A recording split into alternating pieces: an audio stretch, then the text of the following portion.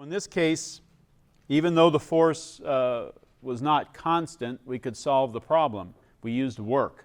And we could use work even though we don't integrate because it was a nice simple shape. It was a linear, we got the area under the F versus X curve was a triangle, right? We could find that area.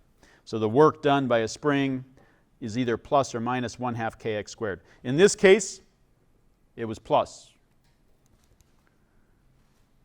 What's next?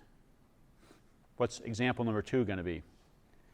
When the work done by the spring is negative, of course. You can see that one coming.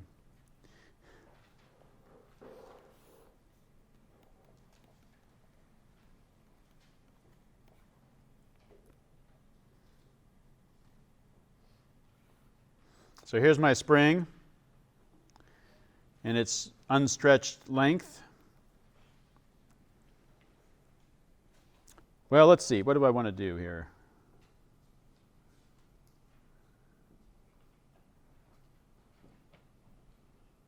How about you come up with a situation where the work done by the spring on the box is negative?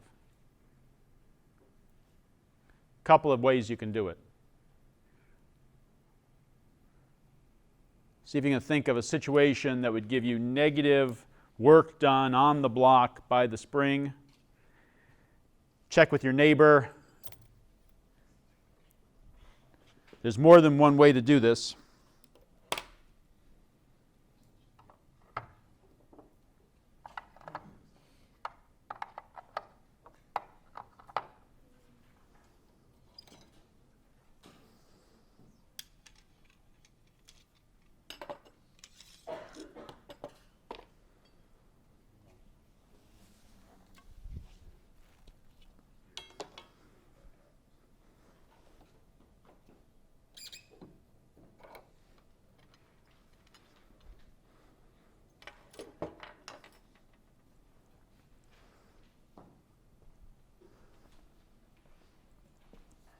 Somebody got an idea? You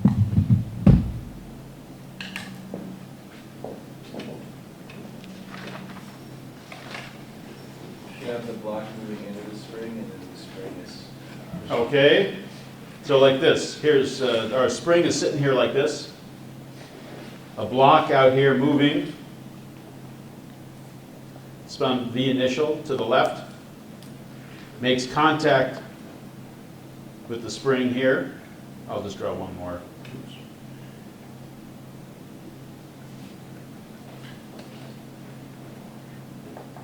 Still moving with V initial, right? Then what happens? The spring compresses. Let me try to draw this the same as the first one. There. And the block comes to rest at some distance here.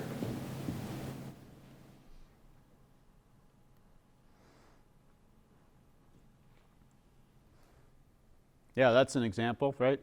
Because what's happening? The block is moving to the left, and as soon as it makes contact with that spring, the spring is pushing to the right. The block is moving to the left, the spring is pushing to the right. Negative work done. They're in opposite directions. Another situation, I told you there's more than one. Another situation, let's look back at the first case. I said that the block and the spring were not attached, right? So when it gets to the equilibrium point, the block leaves. But what would happen if the block and the spring were attached? So over this time interval, the spring is doing positive work on the block, causing it to go faster and faster and faster. And as soon as the block passes the equilibrium point of the spring, they're attached. So now the spring is getting stretched. And as the spring stretches and stretches and the block is going this way, the spring is pulling back to the left. So the block is going to the right, the spring is going to the left, and the block will come to rest out here somewhere. And then the spring will pull it back in the other direction. And if there's no friction or air resistance, it'll go back and forth like that, oscillating forever. But with a little bit of friction and air resistance, each time it loses a little bit of its maximum displacement, and it gets smaller and smaller until it comes to rest. Okay, so that's another example. Let's make our spring a little stiffer, shall we? What was it last time? 10?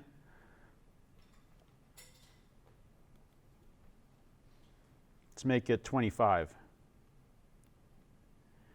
And let's have an initial speed of, what do we want? 10 meters per second.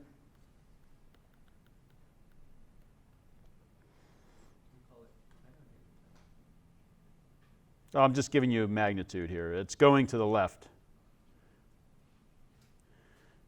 We're going to use kinetic energy, so you're going to just take the magnitude anyway, right? Kinetic energy is just the magnitude of the velocity. Okay, and we're going to find d when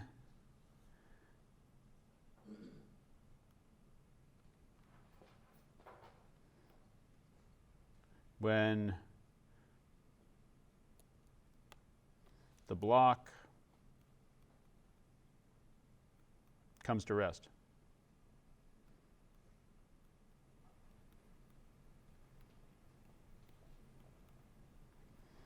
Anything else we need to know? Okay, the work done by the spring, negative 1/2 times 25 times d squared. We need to solve for d squared. And we're going to set this equal to work is equal to change in kinetic energy. The net work on the block is equal to change in kinetic energy. But this is the only force acting on it in the direction of motion, right? Gravity is pulling down, normal force is pushing up, but those are doing no work on it because it's moving in the x direction. So work also has to equal change in kinetic energy, which is 1/2 mv final squared minus 1/2 m v initial squared. And v final is 0.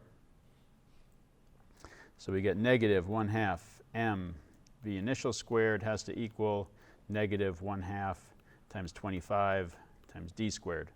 And we know m and we know v initial, right? What was v initial was 10 and m was 1/2.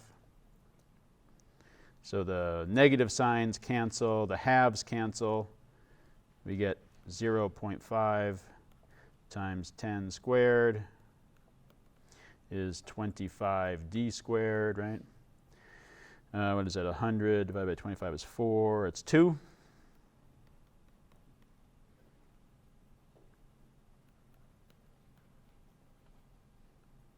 Meters. 1.41, is that right?